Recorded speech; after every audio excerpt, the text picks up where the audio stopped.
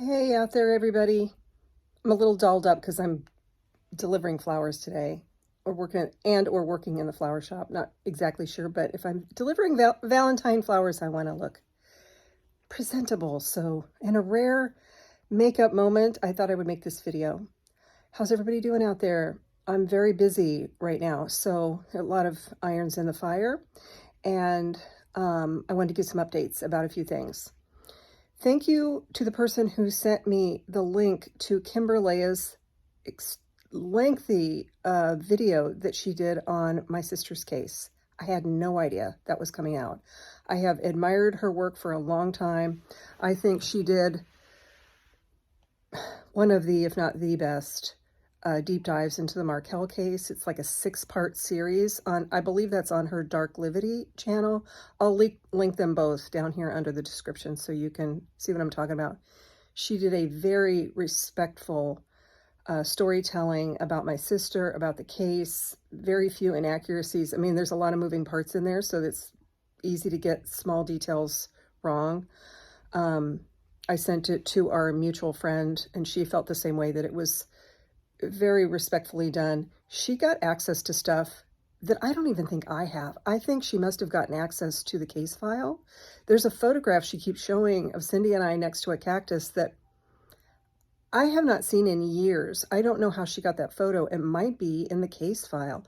And she mentioned having listened to the tape between Cindy and I, that we made a tape before long distance calling that we shared back and forth when Cindy lived in Minneapolis. She has access to that. I've only shared that tape with, I think, just the American Monster crew. So maybe she connected with them. I don't know. But my point is that she's not just a YouTuber and a true crime YouTuber. She's an investigative journalist, because she got, I could tell you, a lot of information, and she never contacted me. So, I'm not complaining about that. I'm pleased with what she did, and I had no idea it was coming out, but I'm just saying that she didn't get that from me. So she really did her research extensively. She has to have had pictures from the case file and back in Arizona, because there were some blurred out pictures of the crime scene there that I think she could have only gotten from them. And she got a lot of audio. I mean, it's the most comprehensive video, show about our case that's out there. So again, thanks to Kimberlea. I think she did a fantastic job telling that story. She was very respectful of my sister and seemed to really get the nuance there, which is important to me. And of course, my book will be, and she gives a nod to my book, a nod to my blog. I mean, I had no idea she was even looking at any of that stuff. So it's another motivating factor to get my book finished this year, which is going to go deeper into all these different elements of the story, if you're interested. So there's that. Another update on our case is anybody who followed the appeal that I attended by Zoom, September, I guess. That was smack down.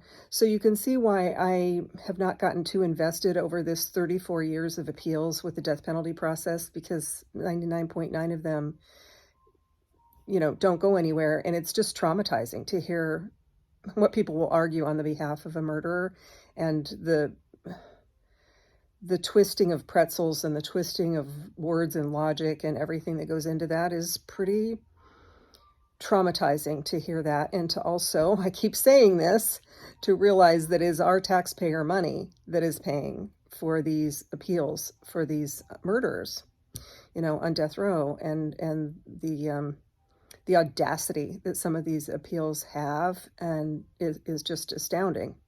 And so I opt to not pay attention unless I have to.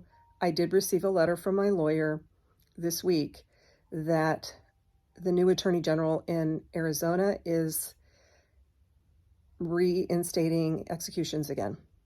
And in fact, someone whose crime was 12 years after my sister's murder has been scheduled for next month, an execution. So that's ramping up again. And my sister's killer, the one that is remaining, Michael Appelt, who the other one died in prison, but The one that's remaining on death row is on a very short list. And that was what the letter to me was about. And my attorney sent it to me. So everything goes through her now because they've abused privileges by approaching me, the other side. So I have a buffer with an attorney. So everything filters through her, which is great. So, and she only sends me stuff that I need to know. But yeah, I thought I would live the rest of my life without ever having to deal with an execution, you know. And so it looks like it's moving in that direction for the first time in 34 years. So that is happening right now too. So those are the things that are on my plate about that, and other exciting things as well, other projects going on. But I hope you guys are well out there. I just wanted to kind of give a quick update, and happy Valentine's Day week. My husband gave me 6 humongous chocolate covered strawberries, and he got them from this really specialty bakery that he found in Jersey. And so I have 1 left. I told him I'm not sharing. Sorry. Good thing he doesn't like them that well. He got himself a cannoli. We had my husband's birthday this week. You know, my husband shared a birthday with my dad, and Lillian and I took him for such a fun adventure. I had heard about this very extensive men's clothing store that people come from all over the country to get fitted for a suit by this guy in a town near us. And it's not like a big, huge metropolis, but people come a lot from New York City and other places because he's like known for being really. So anyway, we blindfolded him. We drove him there. He had no idea. On the way there, he saw a billboard for this place, and he goes, "Oh, well, maybe you're taking me to, you know, the name of the place, and getting me a suit." But he doesn't have one suit. My husband has not had a suit. He just has like blazers and like jeans. Like that's his look, and like nice jeans. But you know, a man needs at least one suit, you know, and so. He makes this remark of like, "Oh, maybe you're taking me to that place to get me a suit, but you know, I don't need a suit. Why do I need a suit for?" And I'm sitting there driving like, oh, biting my tongue, because that's exactly where we were taking him. But of course, he loved every minute of it. We blindfolded him, walked him in there, and said, "You are getting a suit." And he got in, and the shirt, he got 2 shirts, 3 ties, a belt, shoes, the whole 9 yards. Like, you are just getting outfitted. Like, it was a Pretty Woman moment. Lillian loved it. We had so much fun. And she picked out a tie. We helped pick out, but the guy that was the owner, I mean, was like a symphony conductor. I mean, the way he was just pulling stuff. It was one of those reminders in life to go with people that are experts at things and trust them and just relinquish. There were thousands and thousands of suits in this place and ties and things. Like, I wouldn't even know where to begin. And so he was just distilling it down to, minimal choices, and like, this is what looks good with this. And so we're like, yeah, it does, you're right.